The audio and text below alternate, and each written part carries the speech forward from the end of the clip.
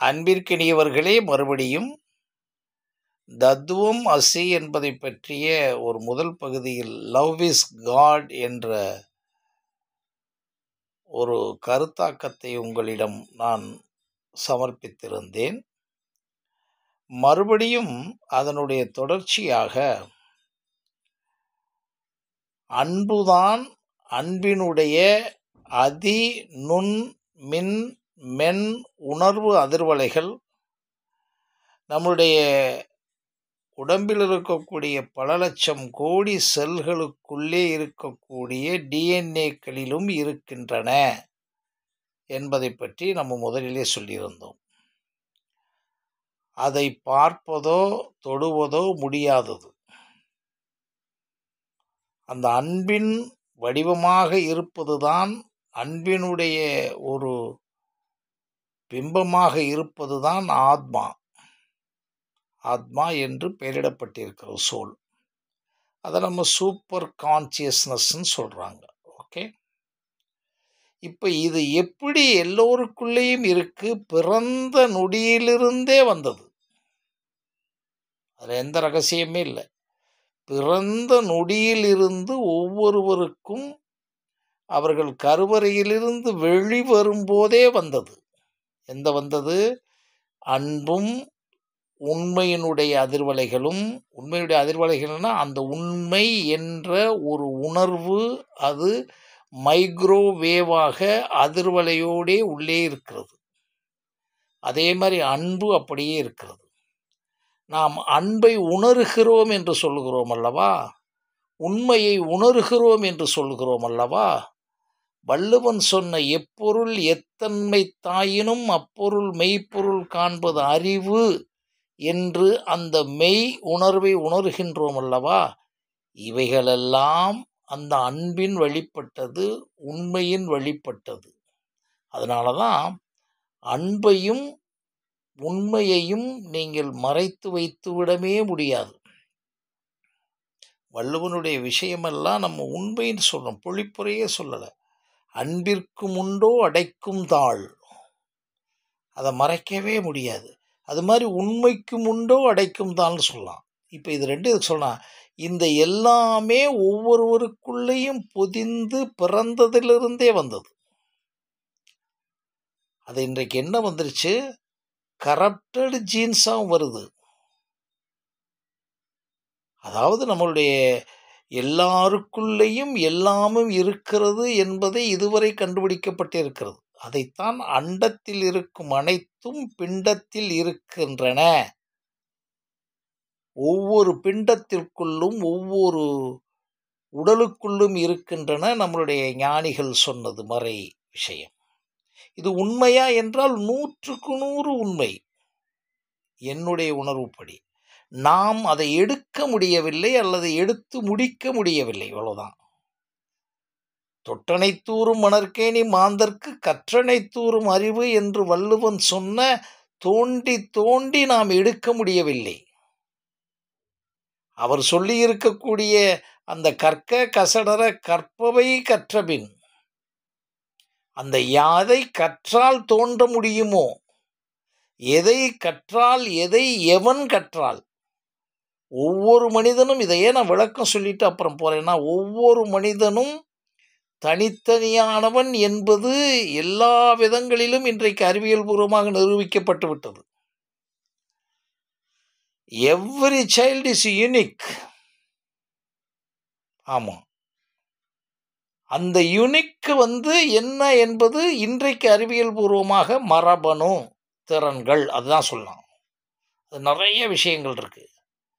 அந்த யூனிக்னஸுக்கு தக்கபடி இவன் கற்றானா, தன் மரபணு திறனுக்கு தக்கபடி கற்றானா, தன்னுடைய மரபணு திறனுக்கு தக்கபடி நேர்மறையாக கற்றானா, தன்னுடைய மரபணுக்கு திறனுக்கு தக்கபடி நேர்மறையாக உண்மையாக அன்போக கற்றானா.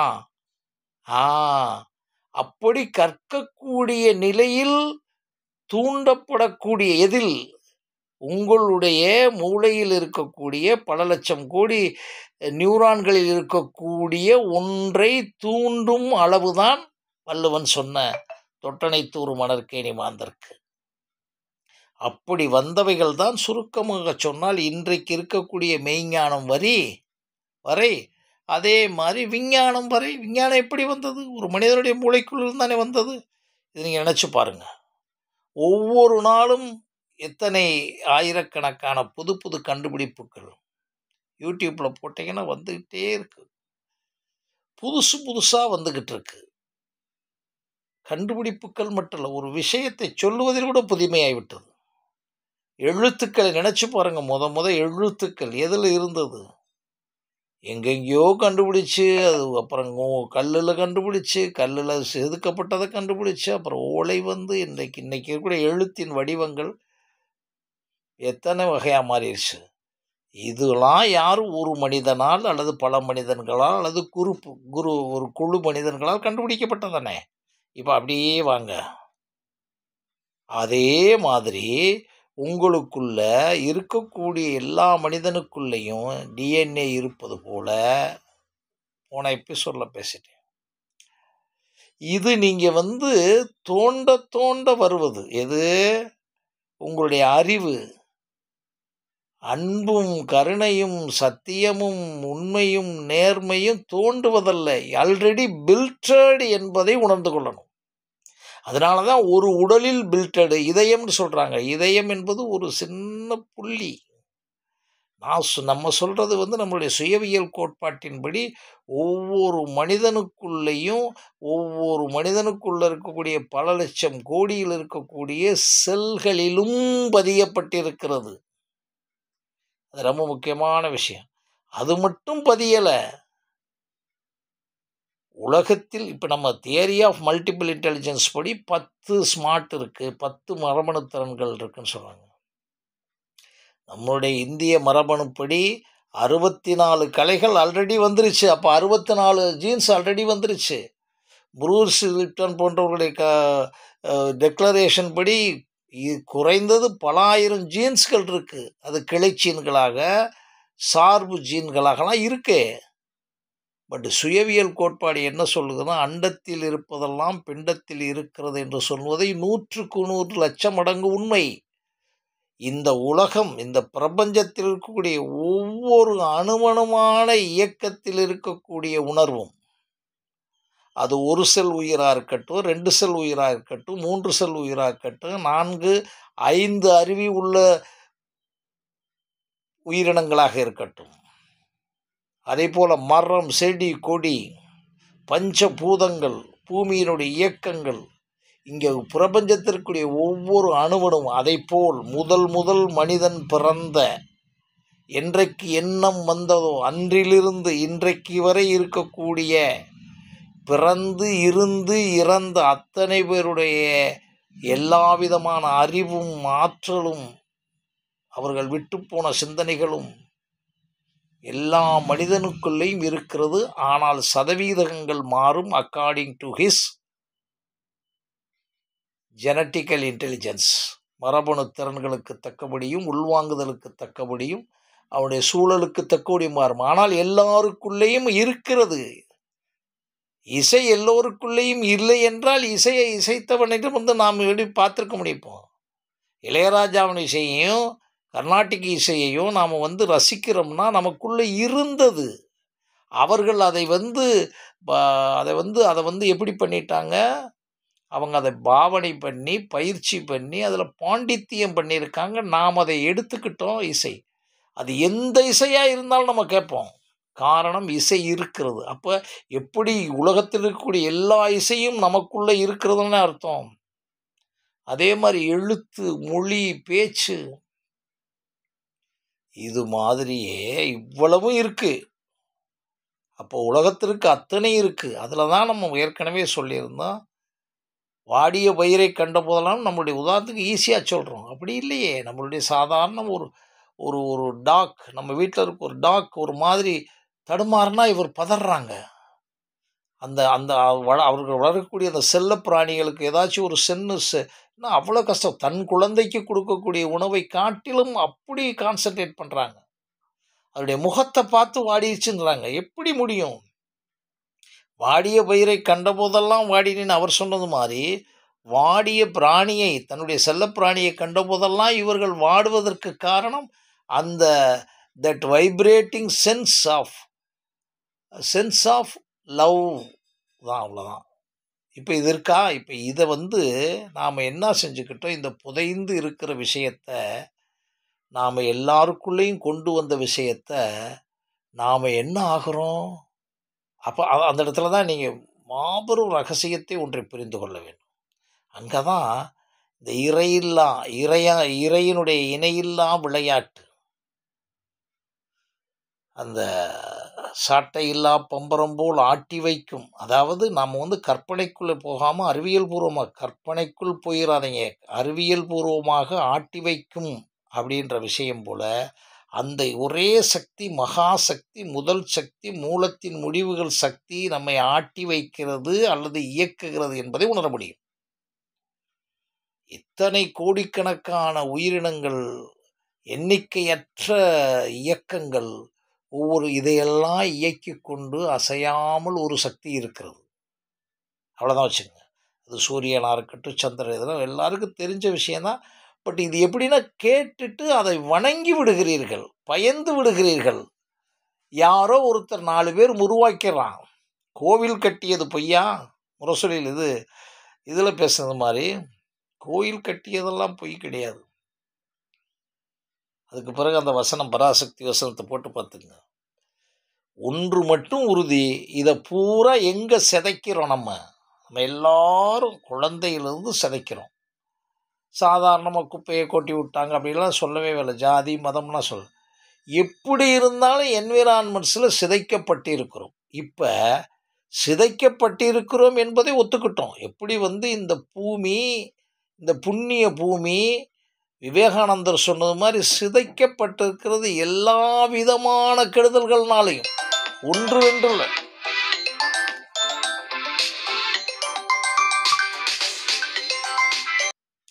நாம் அதை முழுமையாக நாம் உள்ளே போகலை, அவ்வளோதான் ரகசியம். ஸோ நமக்குள்ளே எல்லாமே இருக்கிறது என்பதை முதலில் உணருங்கள். செய்தியாக இருந்ததை, வெறும் வாக்கியமாக இருந்ததை, இப்போ நீங்கள் உங்களுக்குள்ள மூளை இருக்கின்றது வரைக்கும் புரிஞ்சிருப்பீங்க. மூளைக்குள்ள 10,000 கோடி நியூரான்கள் இருக்கின்றன. 10,000 கோடி நியூரான்களுக்குள்ளும் இத்தனை மரபணு திறன்கள் இருக்கின்றன. இன்றைக்கு அறிவியல் கண்டுபிடிச்சதுக்கு பிறகு புரிஞ்சுக்கிறோம்ல. இதே மாதிரி நாம் அனுப்பி வைக்கப்பட்ட போது இந்த உடல் என்பது நம்ம சாதாரணமாக இறைவன் அனுப்பி வச்சிருக்கான்ற செய்தியோடு வச்சுக்கிறேன். இல்லை.